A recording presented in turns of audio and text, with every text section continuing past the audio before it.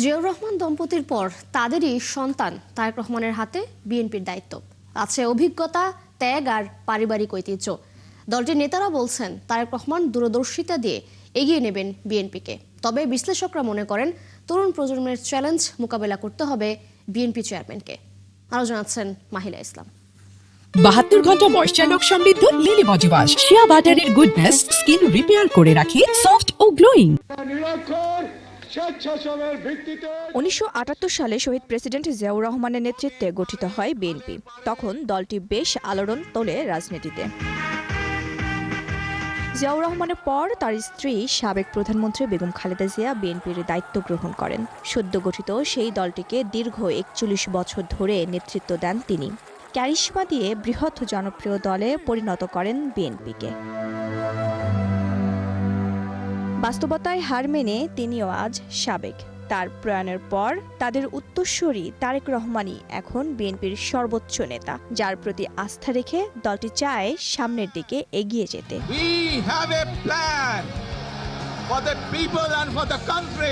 BNP নেতারা মনে করেন জিয়াউর রহমান দম্পতির আদর্শই একইভাবে লালন করবেন তারেক রহমান।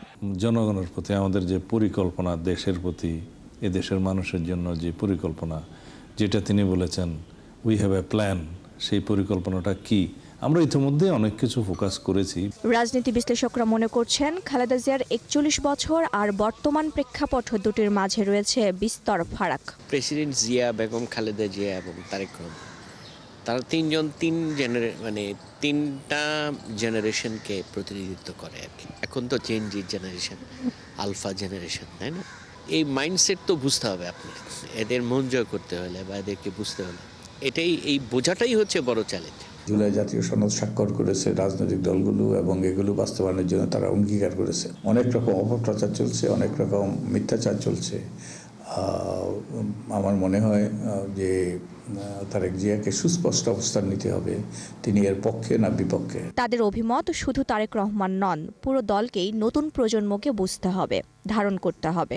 নিজের দলের যারা দুর্নীতিবাজ তাদের বিরুদ্ধে ব্যবস্থা নিয়ে। তো এরকম অনেকগুলো চ্যালেঞ্জ আমি আশা করি তিনি প্রজ্ঞা সাহসিকতা প্রদর্শন করবেন। কমিটমেন্ট, দলের প্রতি যে তাদের আনুগত্য, এটা কিন্তু দলকে বাঁচিয়ে দিয়েছে। নাহলে কিন্তু ভেঙে যাওয়ার সম্ভাবনা ছিল কিন্তু বহুবার।